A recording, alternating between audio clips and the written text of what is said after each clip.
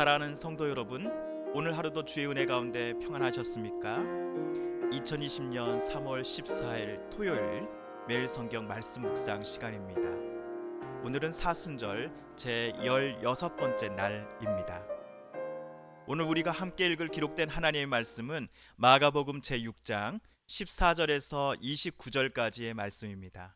이에 예수의 이름이 드러난지라 헤롯 왕이 듣고 이르되 이는 세례 요한이 죽은 자 가운데서 살아났도다. 그러므로 이런 능력이 그 속에서 일어나느니라 하고, 어떤 이는 그가 엘리야라 하고, 또 어떤 이는 그가 선지자니 옛 선지자 중에 하나와 같다 하되, 헤롯은 듣고 이르되 내가 목벤 요한 그가 살아났다 하더라. 전에 헤롯이 자기가 동생 빌립의 아내 헤로디아에게 장가든 고로 이 여자를 위하여 사람을 보내어 요한을 잡아 옥에 가두었으니, 이는 요한이 헤롯에게 말하되 동생의 아내를 취한 것이 옳지 않다 하였음이라. 헤로디아가 요한을 원수로 여겨 죽이고자 하였으되 하지 못한 것은 헤롯이 요한을 의롭고 거룩한 사람으로 알고 두려워하여 보호하며 또 그의 말을 들을 때에 크게 범민을 하면서도 달갑게 들음이러라. 마침 기회가 좋은 날이 왔으니 곧 헤롯이 자기 생일에 대신들과 천부장들과 갈릴리의 귀인들로 더불어 잔치할세. 헤로디아의 딸이 친히 들어와 춤을 추어 헤롯과 그와 함께 앉은 자들을 기쁘게 한지라. 왕이 그 소녀에게 이르되 무엇이든지 내가 원하는 것을 내게 구하라, 내가 주리라 하고, 또 맹세하기를 무엇이든지 내가 내게 구하면 내 나라의 절반까지라도 주리라 하거늘. 그가 나가서 그 어머니에게 말하되 내가 무엇을 구하리이까?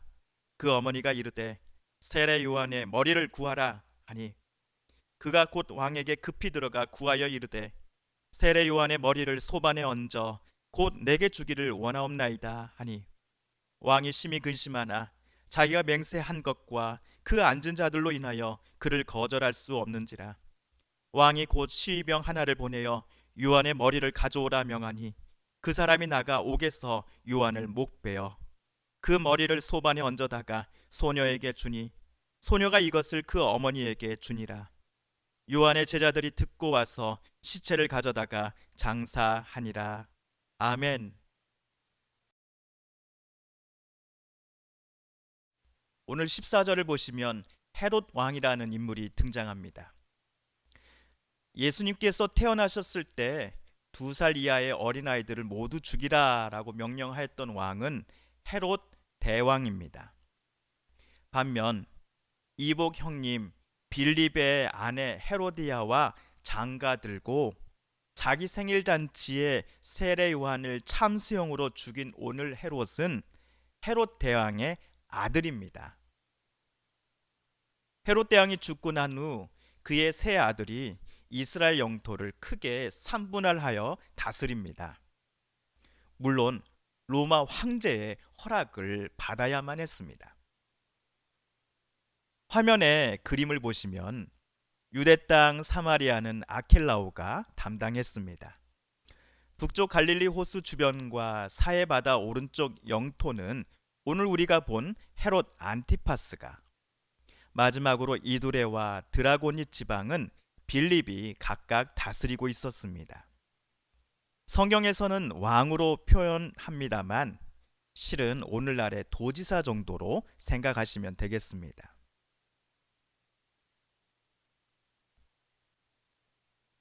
그런데 헤롯의 아들 아켈라오가 너무 정치를 못했다고 합니다.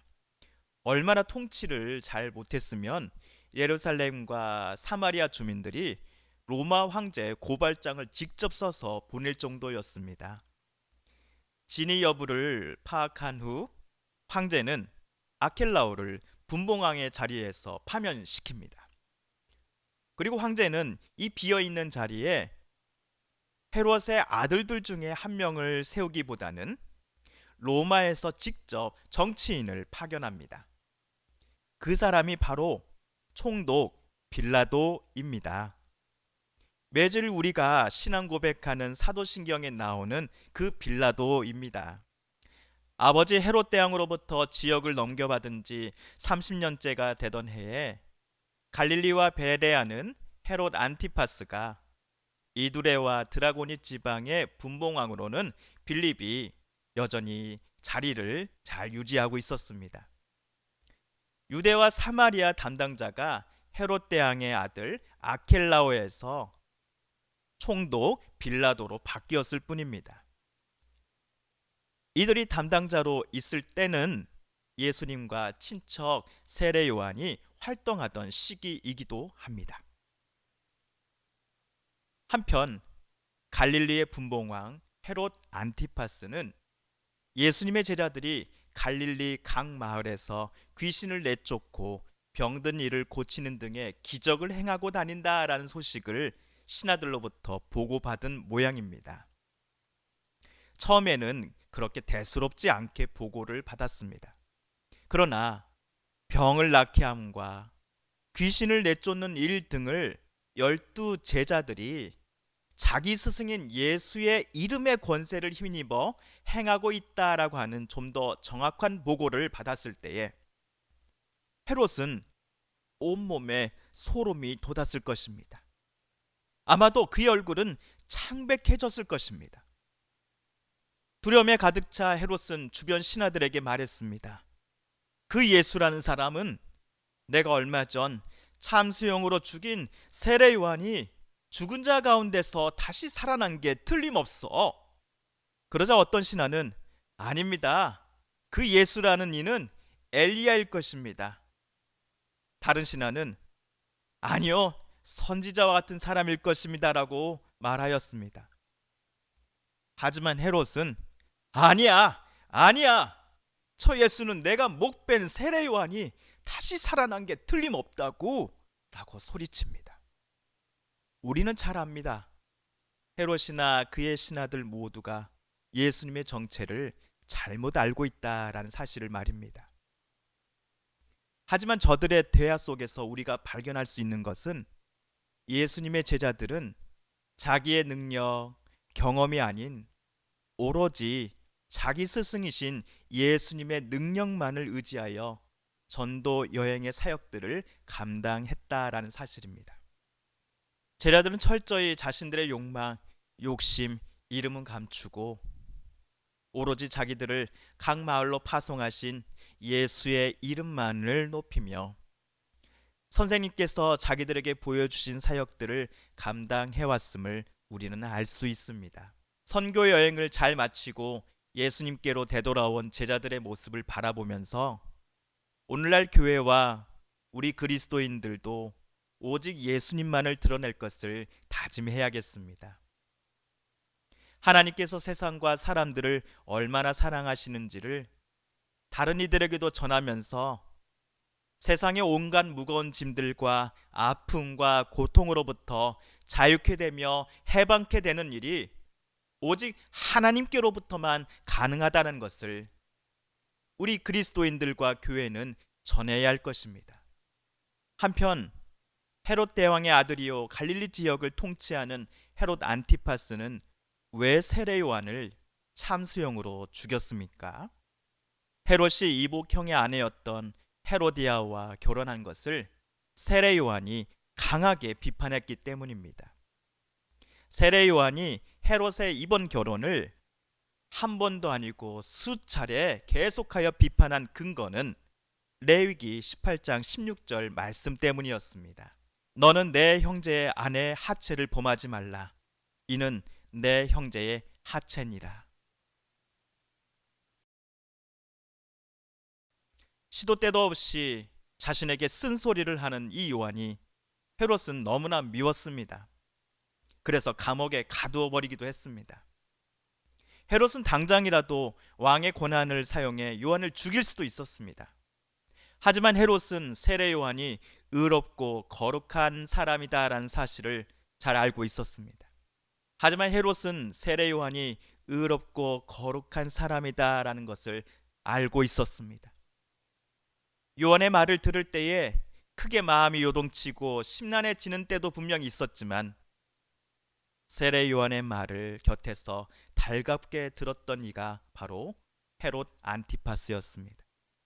하지만 헤롯의 새 아내 헤로디아는 이런 남편과는 마음이 달랐습니다. 자기와 남편의 이번 새 결혼을 율법을 가지고 계속해서 강하게 비판하는 세례 요한을 죽일 수 있는 기회를 헤로디아는 조용히 기다리고 있었습니다. 그런데 때가 왔습니다. 헤롯의 생일 잔치에서 춤을 춘 헤로디아의 딸을 바라보다가 헤롯은 그야말로 정신줄을 놓아버립니다. 헤로디아의 딸에게 헤롯은 네가 원한다면 내 나라의 절반까지라도 주겠다라는 허세 어린 말을 서슴지 않았습니다. 그러자 헤로디아의 지시를 받은 딸은 헤롯에게 다가가 저는 세례 요한의 머리를 원합니다라고 말하지요. 이 말에 헤롯은 술 기운이 확 달아납니다. 그는 심히 근심하기 시작합니다. 헤롯도 지금까지 계속 자기를 향해 싫은 소리만 하는 세례 요한이 미운 것은 분명하지만 그렇다고 죽일 만큼은 아니었다라고 생각하고 있었습니다. 게다가 헤로디아의 딸이 설마 세례 요한의 머리를 달라고 할지는 헤롯은 전혀 예상하지 못했을 것입니다. 하지만 헤로디아의 딸과 생일잔치에 모인 수많은 사람들 앞에서 내가 원한다면 내 나라의 절반까지도 주겠노라라고 통크게 맹세까지 했으니 이를 어찌 해야 한단 말입니까? 결국 헤롯 안티파스는 참수형을 지시했습니다. 헤롯도 요한을 의인이요 거룩한 사람으로 잘 알고 존경하고 있었음에도 결국엔 헤로디아의 딸의 소원대로 요한의 목을 베어 죽였습니다. 왕으로서의 자기 체면과 권위를 지키기 위해 결국 헤롯은 세례 요한을 죽음의 구렁텅이로 밀어넣어버리고 말았습니다.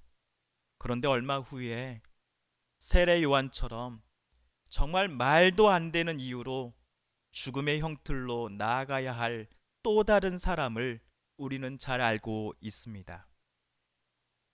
바로 예수님이십니다.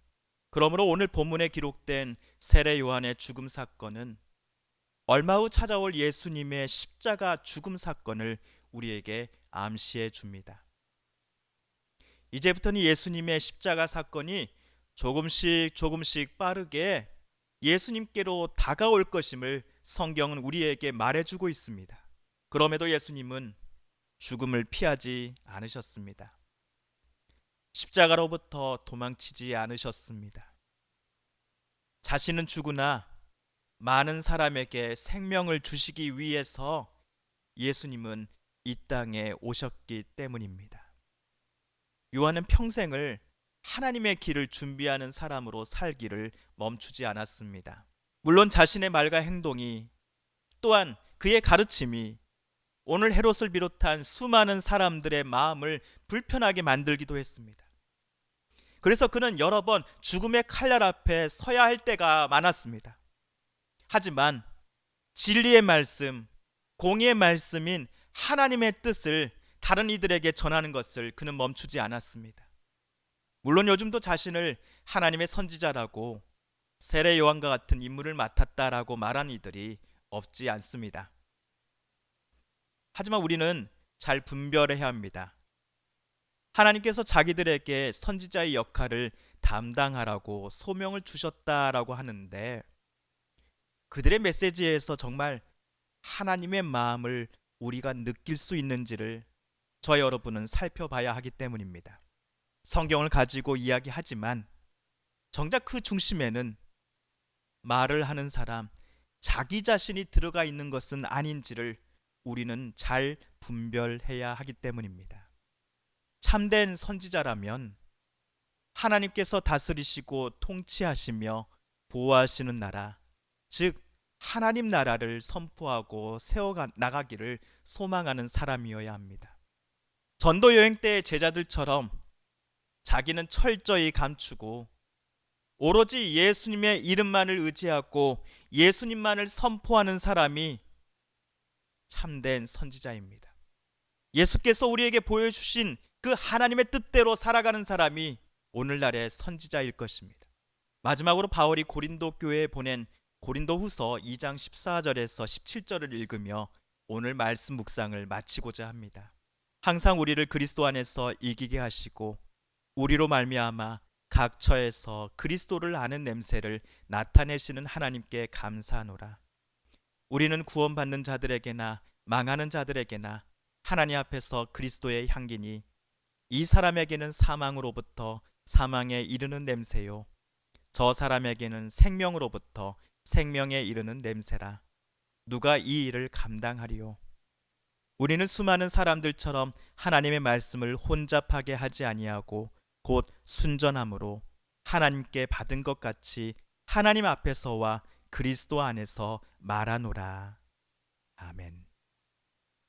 사순절 제 16번째 날 토요일 저녁, 오늘 마가복음 말씀 묵상 중에 하나님께서 저와 여러분에게 주시는 하나님의 음성은 무엇입니까? 하나님께서 저와 여러분에게 하시는 도전은 무엇입니까? 오늘 읽은 말씀을 기억하며 또한 우리에게 주시는 그 도전의 음성을 마음에 품으며 이 시간 침묵으로 기도하겠습니다.